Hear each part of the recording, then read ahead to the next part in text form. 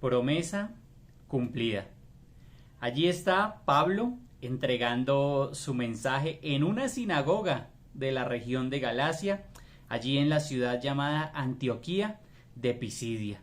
Y Pablo ha estado entregando ese mensaje contundente porque primero, en una primera porción de ese mensaje, le hace un resumen histórico hasta David. Luego le dice a sus oyentes que el Salvador es Jesús.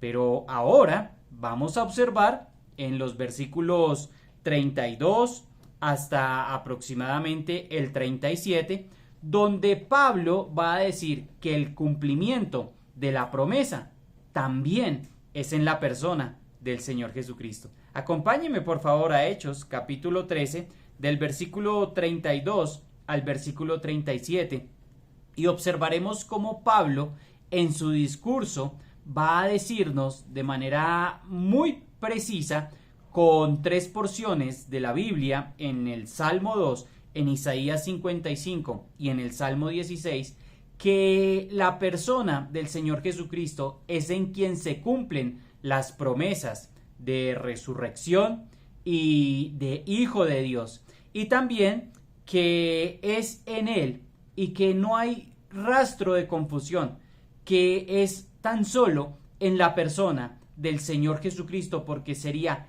imposible para cualquier otro cumplir con estas verdades de la palabra del Señor. Versículo 32 nos dice: y nosotros también os anunciamos el Evangelio. ¿Nosotros quiénes? Pablo y Bernabé allí comunicando el Evangelio. Ellos estaban anunciando el Evangelio. ¿De qué? De aquella promesa hecha a nuestros padres. Dios estaba derribando en Cristo la pared intermedia de separación y de los dos pueblos estaba haciendo uno nuevo, un nuevo hombre en Cristo. Ellos, tanto Pablo como Bernabé y los discípulos, los apóstoles, podían anunciar como heraldos que Dios es quien da el cumplimiento final de todas las profecías, de esa anunciación de la obra redentora de Jesucristo, que incluían tanto la muerte como la resurrección. Esto incluía venida de Cristo, muerte y resurrección. Es decir, el evangelio completo, la promesa de salvación de Dios para los hombres. Y aquí estaba diciendo, aquella promesa hecha a nuestros padres. Y el versículo 33 dice: la cual Dios ha cumplido a los hijos de ellos e introduce a nosotros. El primer nosotros tenía que ver con Pablo y Bernabé. Este incluye a todo el auditorio. Habían allí en el auditorio judíos y prosélitos. ¿Por qué? Porque no hay diferencia, querido amigo, querido hermano, ni distensión en cuanto a la recepción de esa bendición prometida. Unos y otros pueden entrar al disfrute de esa promesa cumplida y de esa bendición que Dios da a los hombres por medio de Jesús.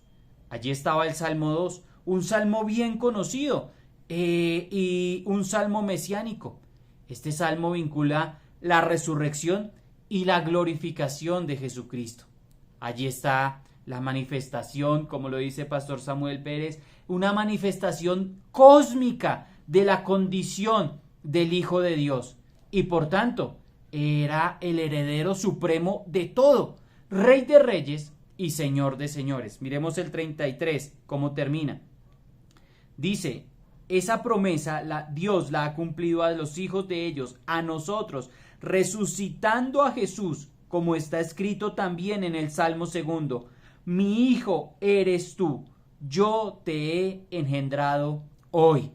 El heredero supremo de todo, el único, Jesucristo, el Rey de reyes y Señor de señores.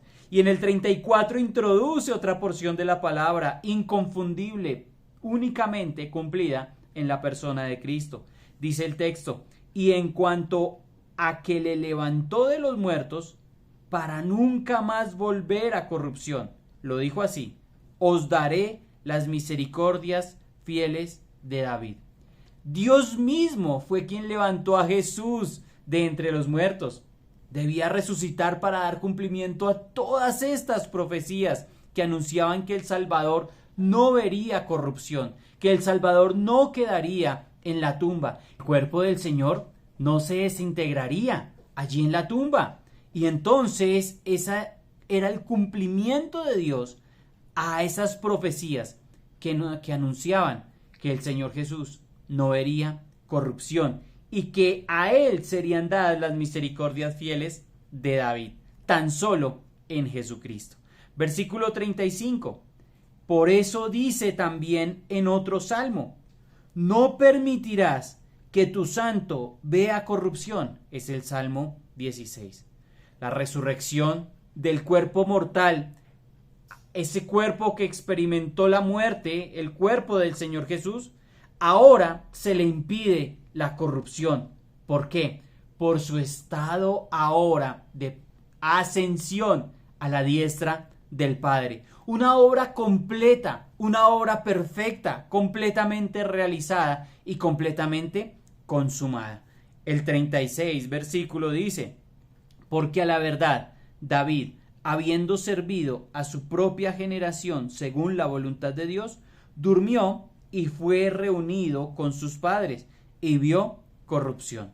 Ahí estaba la tumba de David entre ellos. La tumba de David, como lo dijo también Pedro, y la tumba de David que había muerto. Por tanto, si había muerto y se conocía el lugar donde fue sepultado, quiere decir que no había resucitado. Por consiguiente, había pasado por el proceso de corrupción que pasarán todos los hombres. Versículo 37. Mas aquel a quien Dios levantó no vio corrupción. Lo que no se cumplió en David ni en sus descendientes cercanos, se cumplió en Jesús. Pablo aquí dice y demuestra esa plenitud que estaba anunciando, que Jesús era el Mesías prometido, el Salvador anunciado. Entonces vemos cómo la promesa de Dios es cumplida en el Señor Jesucristo. Dice, y me devuelvo un poco al versículo 33. Al final del 32, dice: promesa hecha a nuestros padres. Y en el 33, la cual Dios ha cumplido. Querido amigo, querido hermano, es Dios quien cumple lo prometido.